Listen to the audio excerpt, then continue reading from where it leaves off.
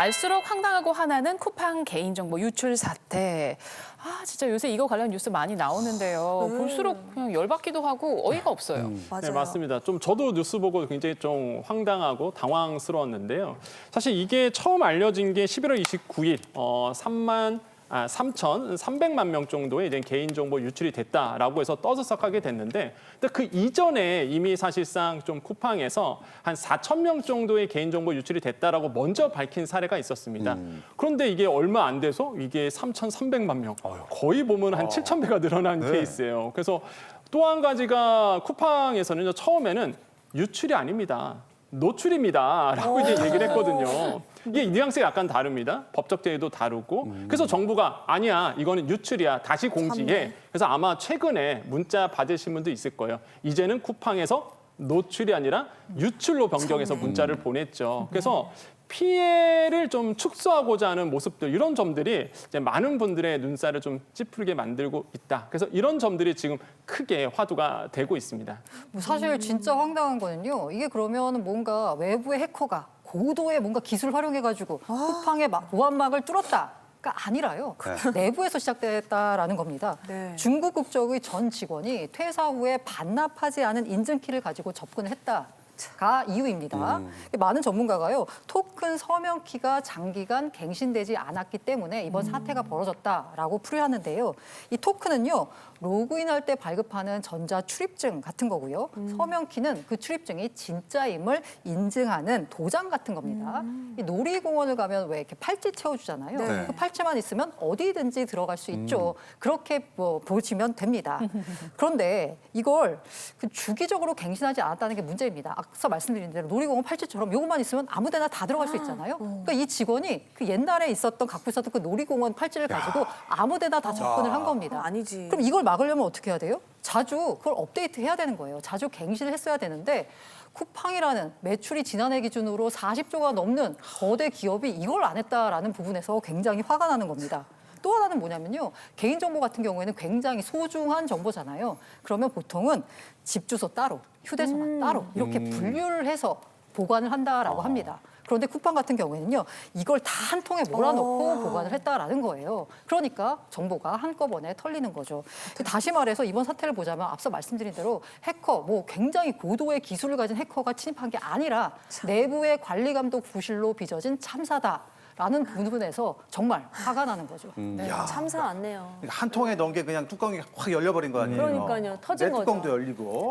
야, 그런데 이게 정말 이게 쇼핑몰이라는 게 조금 황당한 게 내가 뭘 샀는지도 이게 유출됐을 거 아니에요. 그렇죠. 나 이상한 거 많이 샀는데 어떡해. 어떡하면 좋아. 큰일 걱정돼 났네. 죽겠어요. 게다가 중요한 건요. 공동 현관 비밀번호를 다 거기 있잖아요. 쳐놓잖아요. 네. 완전 새벽 배송 때문에. 네. 야, 이런 정보는 어디로 흘러가는 겁니까? 무섭다. 굉장히 무섭습니다. 그러니까 이 정보가 한번 유출이 되면 무한 복제됩니다. 그리고 무한 유통됩니다. 그 거래할 때마다 예를 들어서 최소 1원, 많게는 100만 원까지 그 정보를 계속 무한 복제하고 유통되고 있다. 이렇게 볼 수 있겠는데 이 정보가 어디서 유통될까요? 지하 경제에서 유통돼요. 우리 일반적으로 알고 있는 다크웹이라고 하죠. 사설 정보 거래 시장이라고 합니다.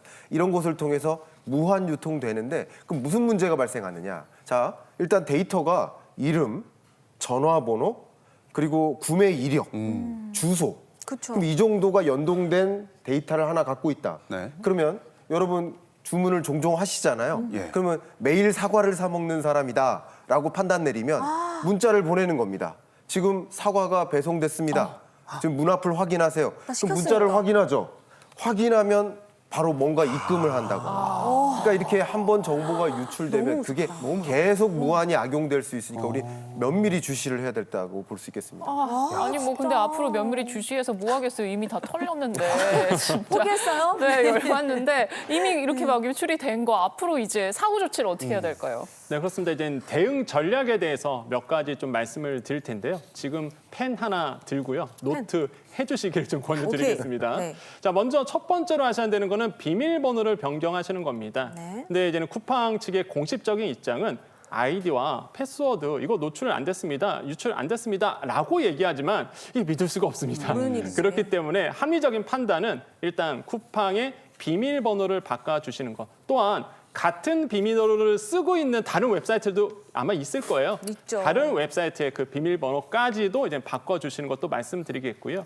또한 그 로그인했을 때에 아이디와 패스워드를 치고 들어가는 방법도 있겠지만 또 하나의 방법은 생체 인식이라든지 아니면 2단계 로그인을 할 수 있습니다. 그래서 이런 2단계 로그인을 좀 설정해 두는 것도 좋은 방법 중에 하나라고 볼 수가 있겠고 만약에 내가 쿠팡을 잘 사용하지 않습니다. 어차피 난 안 써요. 그러면 그냥 계정 탈퇴도 하나의 방법 중에 하나라고 좀 고려사항으로 둘 수 있겠고 간편 결제, 배송지, 카드 등록 정보 삭제하시거나 변경하시는 것을 좀 권유드리겠습니다.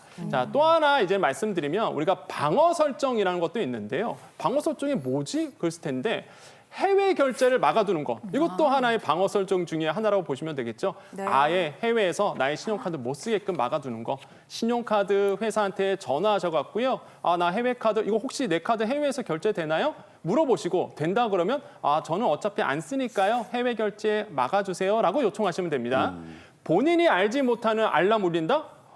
이거는 만약에 승인 알람이 울렸다? 이거는 난리가 난 겁니다. 아이고야. 그렇죠.